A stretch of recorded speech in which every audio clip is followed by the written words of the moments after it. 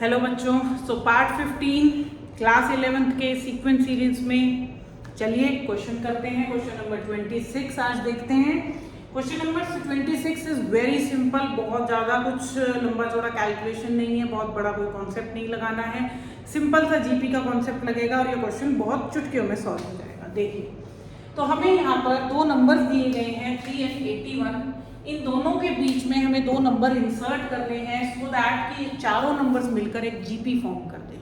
तो हमें क्या करना है, देखिए आपके पास एक 3 है, एक 81 है, इसके बीच में मैंने एक x लेट कर लिया, एक y लेट कर दिया। ये दो नंबर्स मैंने इंसर्ट किए हैं। अब अकॉर्डिंगली ये आपकी फर्स्ट टर्म बन गई, ये आपकी सेकेंड टर्म बन गई, ये आपकी थर्ड टर्म और ये आपकी फोर्थ टर्म। तो कुछ इस तरीके से आपकी जीपी बननी चाहिए। और जैसा कि क्वेश्चन में दिया गया है कि जो भी नंबर हम यहाँ बनाएंगे, कैलकुलेट करेंगे, उनसे ये जीपी फॉर्म होनी चाहिए।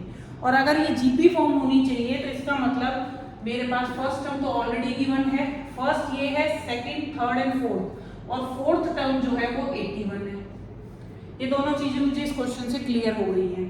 तो फोर्थ टर्म अगर 81 है, जिसका मतलब होता है ए आर क्यूब, तो वो 81 है। ए की वैल्यू अगर मैं यहाँ से यहाँ सब्सटीट्यूट कर दूँ 3, तो 3 into R cube is equal to 81, तो आर क्यूब की value 27 and therefore we can say R is 3। Cube root of 27 is 3। तो आर की वैल्यू अगर 3 आ गई है तो अब मैं सेकंड टर्म कैलकुलेट कर सकती हूँ जो कि ए आर होती है। थर्ड टर्म का मतलब ए आर स्क्वायर होता है। फोर्थ मुझे कैलकुलेट नहीं करनी बिकॉज ऑलरेडी गिवन है। तो ए आर का मतलब कितना होगा, एक्स का मतलब ए आर है, ए की वैल्यू 3 है, आर की वैल्यू 3 है, 3 3 जा 9, y का मतलब ए आर स्क्वायर है, a का मतलब 3, r का मतलब अगेन 3, तो यह है 27। इसका मतलब इस x की वैल्यू 9 है और y की वैल्यू 27। बहुत ही सिंपल क्वेश्चन था। आपको डायरेक्ट फर्स्ट और फोर्थ टर्म ना देकर उसने इस तरीके से बोला कि इंसर्ट करिए सो दैट जीपी फॉर्म हो जाए। ठीक है, तो चलते हैं क्वेश्चन नंबर 27 की तरफ, जो कि बहुत इंपॉर्टेंट है। जैसे कि मैंने आपको पिछली वीडियो में भी बताया था, क्वेश्चन नंबर 27 जो है वो इस एक्सरसाइज का एग्जाम पॉइंट ऑफ व्यू से बहुत ही इंपॉर्टेंट क्वेश्चन है। 27 and 28 both are important questions. So question 27 देखते हैं पहले। सो हमारा क्वेश्चन नंबर 27 है, find n so that a raised to the power n plus 1 plus b raised to the power n plus 1 whole divided by a raised to the power n plus b raised to the power n may be geometric mean between a and b। अब ये geometric mean क्या है, पहले इसे समझते हैं कि geometric mean क्या चीज होती है।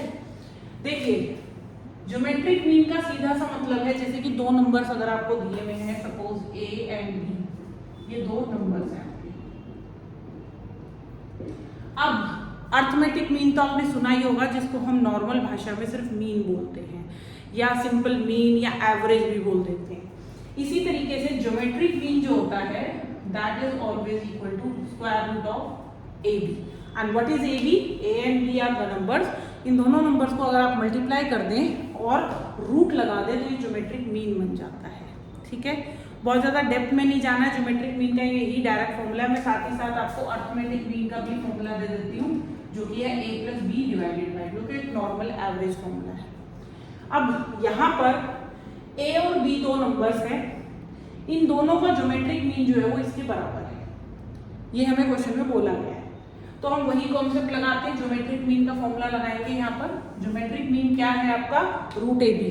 तो क्या कैन वी से दैट कि रूट ए बी जो है वो a raise to the power n plus 1, ये जो भी दिया है आपको इतना लंबा थोड़ा। ये क्वेश्चन बेटा देखने में डिफिकल्ट है, करने में बिल्कुल डिफिकल्ट नहीं है। क्वेश्चन की शक्ल देख के बिल्कुल डिसाइड मत करना कि क्वेश्चन मुझे अटेम्प्ट करना है या नहीं करना है। पहले देखिए, उसके बाद डिसाइड करिएगा कि क्वेश्चन आप एग्जाम में आता है तो कर पाएंगे या नहीं कर पाएंगे। चलिए, अब ये जो रूट है इसको हम लिख सकते हैं a की पावर 1/2 और b की पावर 1/2। आपने क्लास 9th में ये कॉन्सेप्ट पढ़ा होगा कि जो रूट होता है उसका मतलब होता है स्क्वायर रूट। स्क्वायर रूट मतलब 1/2 रूट, क्यूब रूट का मतलब पावर 1/3 होता है, फोर्थ रूट का मतलब पावर 1/4, फिफ्थ रूट का मतलब 1/5 एंड सो ऑन। तो यहाँ स्क्वायर रूट था तो मैंने दोनों की पावर जो है वो 1/2 1/2 लिख दी है। बाकी का एज इट इज लिखते हैं।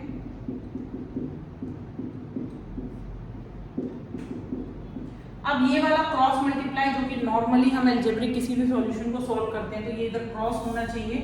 तो a की पावर हाफ b की पावर भी हाफ और ब्रैकेट में a की पावर n प्लस b की पावर n और राइट हैंड साइड में न्यूमरेटर बचेगा। ठीक है, अब ये जो a की पावर हाफ और b की पावर हाफ है ये इन दोनों से मल्टीप्लाई हो जाएगा according to the distributive law.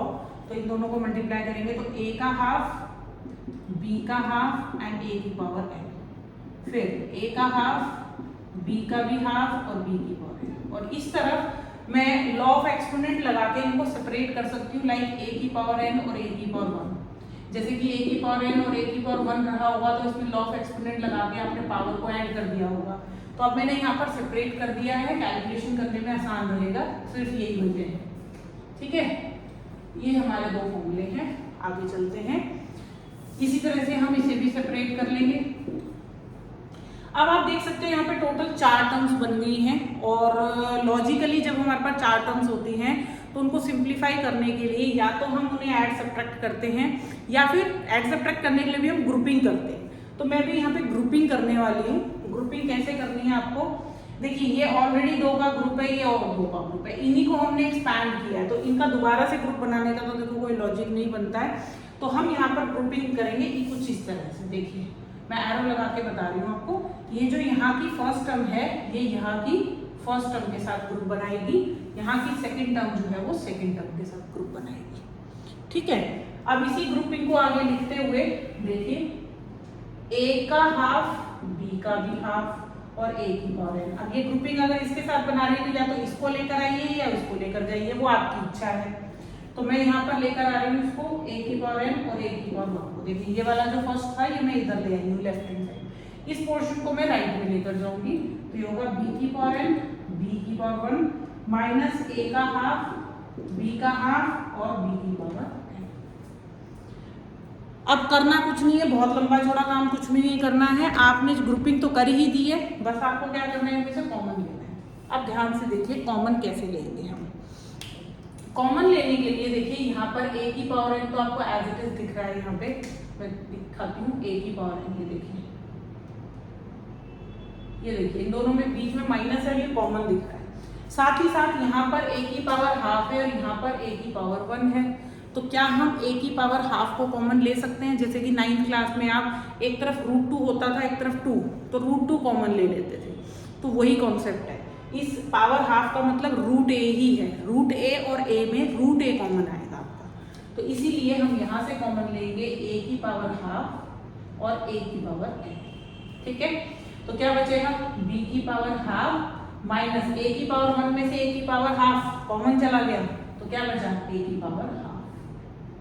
Same इसी तरीके से राइट हैंड साइड में हम b की पावर हाफ कॉमन लेंगे और क्या कॉमन लेंगे b की पावर n।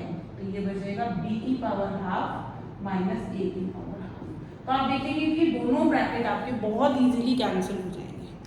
ठीक है, होने भी चाहिए। ठीक है, अदरवाइज आप इस पोर्शन को सॉल्व नहीं कर पाते। बचे हुए पोर्शन को हम इधर लिख लेते हैं, a की पावर हाफ और a की power n is equal to b की पावर हाफ और b की पावर n।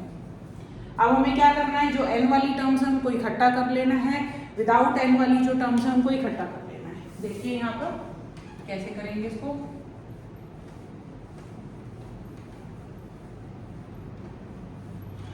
तो यहाँ पर हम दोबारा लिखते हैं इसको। देखिए आपके पास आया था a की पावर हाफ और b की पावर n, सॉरी आपके पास था a की पावर हाफ और a की power n equal to b की पावर हाफ और b की पावर n। तो ये दो टर्म्स हैं मेरे पास, ये a की पावर n और b की पावर n, इनको इकट्ठा करेंगे तो ये देखिए मल्टीप्लाई हो रहे हैं तो b की पावर n इसके साथ डिवाइड हो जाएगा और ये a की पावर हाफ दूसरी तरफ चला जाएगा। तो ये हो गया a upon b whole power n, ये है b upon a whole power half. क्या मैं इन्हें कंपेयर कर सकती हूँ? बिल्कुल भी नहीं, क्योंकि ये इनका बेस सेम नहीं है तो पावर सेम नहीं हो पाएंगी। तो हम इसे सेम करेंगे तो क्या करेंगे, a upon B whole power क्या कर देंगे नेगेटिव, पावर जैसी नेगेटिव होती है बेस का रेसिप्रोकल हो जाता है, और इस तरफ है a upon B whole power कितनी n। अब क्योंकि इनके बेस सेम है तो पावर भी क्या हो जाएंगी सेम, तो क्या भी कह सकते हैं कि n की वैल्यू -1/2 है, बिल्कुल ये हमारा आंसर है। ठीक है, तो बहुत इंपॉर्टेंट क्वेश्चन था, जरूर से इसको 1 से 2 बार प्रैक्टिस करिएगा, अदरवाइज मे बी कॉमन लेने में आप कुछ गलती कर दें। कॉमन में अगर ये ब्रैकेट कैंसिल नहीं हो रहा है तो बी कॉन्शियस कि भाई ये क्वेश्चन में क्या प्रॉब्लम आ रही है। ठीक है, बहुत इंपॉर्टेंट क्वेश्चन है, एग्जाम पॉइंट ऑफ व्यू से बिल्कुल स्किप नहीं करिएगा। और अगर आपके मिड टर्म एग्जाम में ये क्वेश्चन आता है तो मुझे कमेंट करके जरूर बताना कि ये क्वेश्चन आप ठीक करके आए, कैसा एक्सपीरियंस रहा, करा या नहीं करा, कितने मार्क्स का आया। मैं वेट करूंगी आपके कमेंट का। Till then keep watching, bye, take care, keep practising.